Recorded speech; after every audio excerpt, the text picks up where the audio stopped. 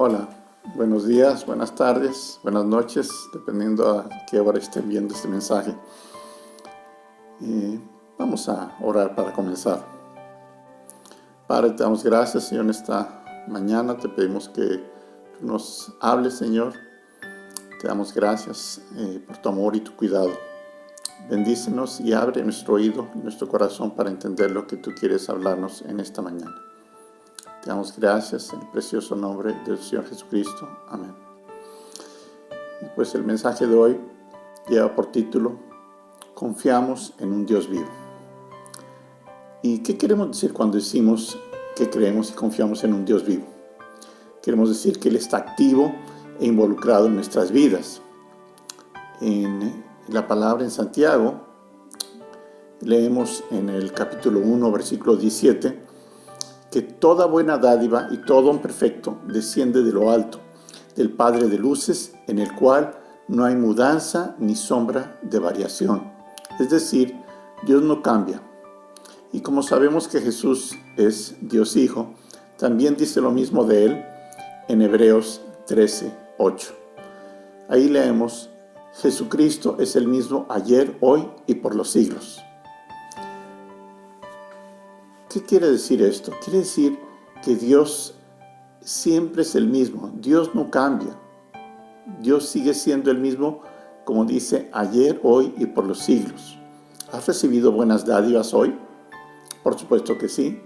Te has despertado, sigues vivo, tienes tu familia, tus amigos, ropa, comida. Has recibido incontables dádivas. Pero volvamos a Hebreos 13:8.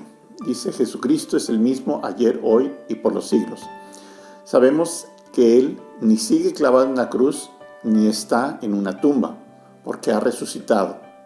Ha resucitado, está vivo el día de hoy, y sigue actuando como siempre lo ha hecho. ¿Qué hacía nuestro Señor Jesucristo cuando caminaba entre nosotros? Él compartía las buenas nuevas del Evangelio, sanaba enfermos y echaba fuera demonios. Si estos versículos que acabamos de leer son ciertos y verdaderos, deberíamos de ver señales, milagros y prodigios el día de hoy. Cuando solo tenía poco tiempo de conocer a Dios y hacerme seguidor suyo, leí en el Evangelio de Marcos que podíamos poner las manos sobre los enfermos y estos sanarían. Y bueno, algunos ya conocen esta historia, pero vale la pena escucharlo otra vez. Estaba trabajando en Televisa y daba clases de inglés, y llegó en la noche un estudiante a la clase nocturna. No habían llegado otros estudiantes, y me dijo: profesor, vengo a decirle que no puedo asistir a su clase. Y le dije: ¿pero por qué? Dice: es que tengo un fuerte dolor de cabeza. Yo, habiendo leído que podíamos orar por los enfermos, le dije: ¿me permitirías pedirle a Dios por tu dolor de cabeza? Y me dijo: sí. Entonces le puse las manos y hice una oración muy sencilla. Le dije: Dios mío, te pido que le quites este dolor de cabeza en el nombre de Jesús. Y luego se me quedó mirando y me dijo: ¿qué has hecho? Y le digo: pues nada, oré por ti. Le digo: ¿por qué? Dice: porque el dolor de cabeza se me ha ido.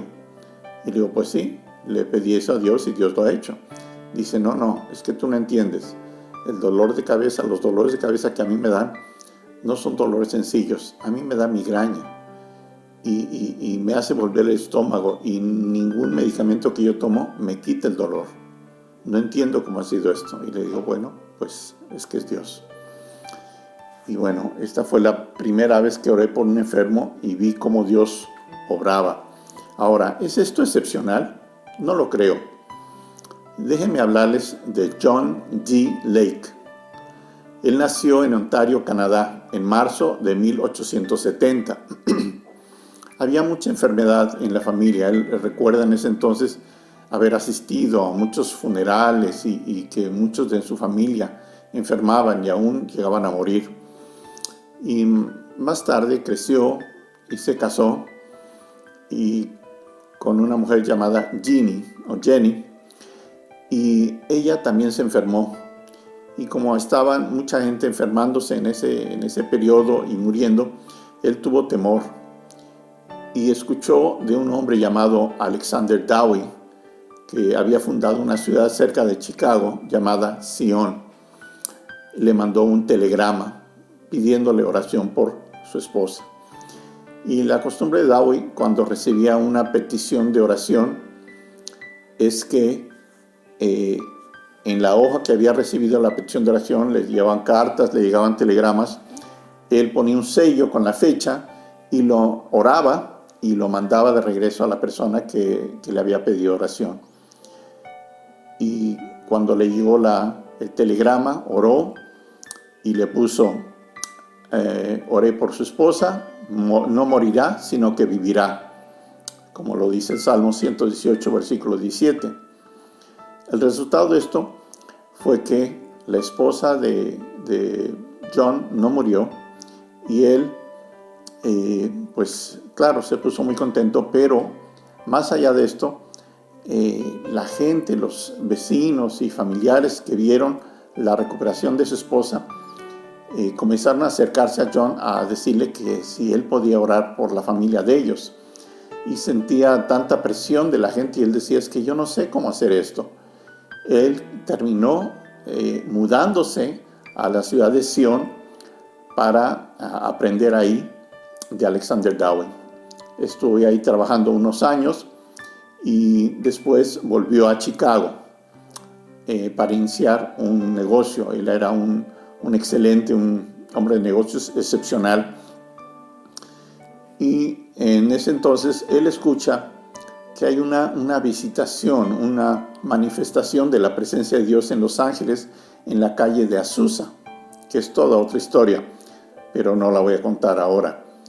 Él va para allá con su esposa, con su familia, y en ese proceso él es lleno del Espíritu Santo y vuelve a Chicago, y ahí él siente que Dios lo llama a Sudáfrica. Él no conocía a nadie ni tenía ningún contacto ahí. Solamente tenía a su esposa y sus 5 hijos. Y bueno, en ese entonces no había no había aviones, había solamente barcos. Él tomó un barco para ir para allá. Y mientras él estaba en ese proceso, una mujer próspera, acomodada ahí en Sudáfrica, recibe instrucciones precisas que le dice el Señor: va a venir un misionero americano con 5 hijos, le vas a dejar esta casa, porque tenía varias casas junto con su familia, y le vas a ayudar para iniciar su ministerio. Ella tomó un carruaje de caballo, ¿verdad? Porque en ese entonces ese era el transporte. Llegó allá y esperó el barco que el Señor le había indicado. Cuando llegó el barco, comenzó a mirar los pasajeros que bajaban y comenzaba a preguntarles: ¿es usted misionero? ¿Es usted americano? ¿Cuántos hijos tiene? Y si no cumplían con las especificaciones que yo había dicho, simplemente le decía: bueno, muchas gracias, y pasaba al siguiente. Cuando llegó con John, le preguntó si era misionero. Dijo sí, que si era americano. Sí. ¿Cuántos hijos tenía? 5. Dijo: usted es la persona. Dios me ha dicho que les deje una casa para que viva ahí. Cuando John Lake y su esposa Jenny salieron, no tenían idea dónde iban a vivir ni qué iba a pasar, pero Dios ya lo había preparado. Es que Dios habla de manera tan precisa el día de hoy. Cuando nosotros llegamos a Marruecos, donde estuvimos trabajando muchos años, nosotros llegamos a un hotel, y pues vivir en un hotel es muy caro, por poco que sea, porque se va lo que le cobran a uno es por día.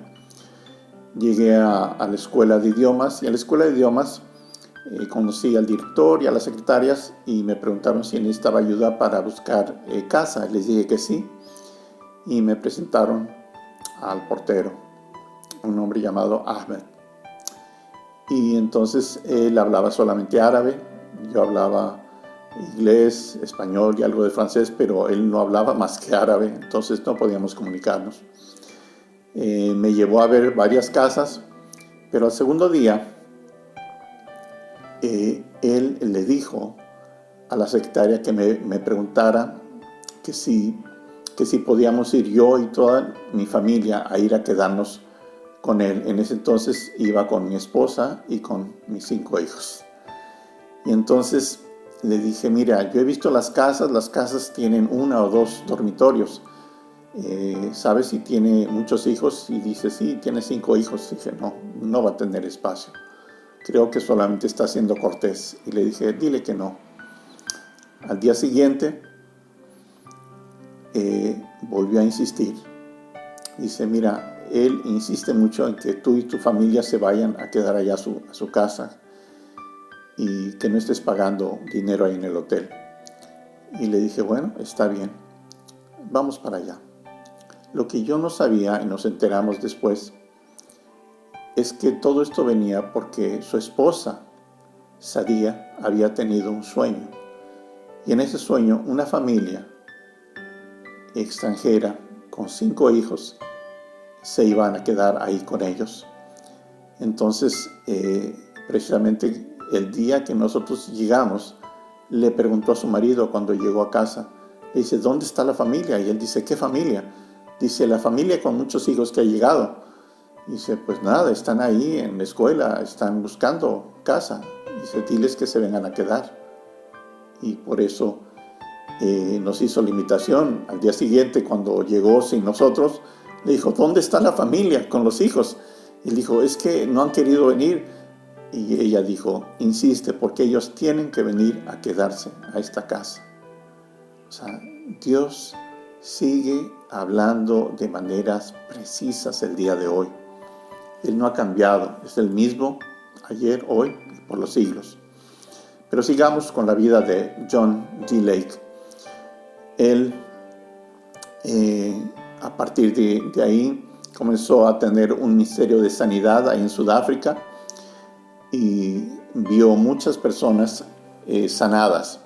Dios siempre cumple su promesa conformando ministerios con señales, milagros y prodigios. Y durante su tiempo ahí ocurrió una plaga. Comenzaron a morir sudafricanos por miles, tanto negros como blancos, y tenían temor de enterrar los cuerpos. ¿Por qué me suena esto? Ah, sí, es lo que estamos viviendo aquí en España.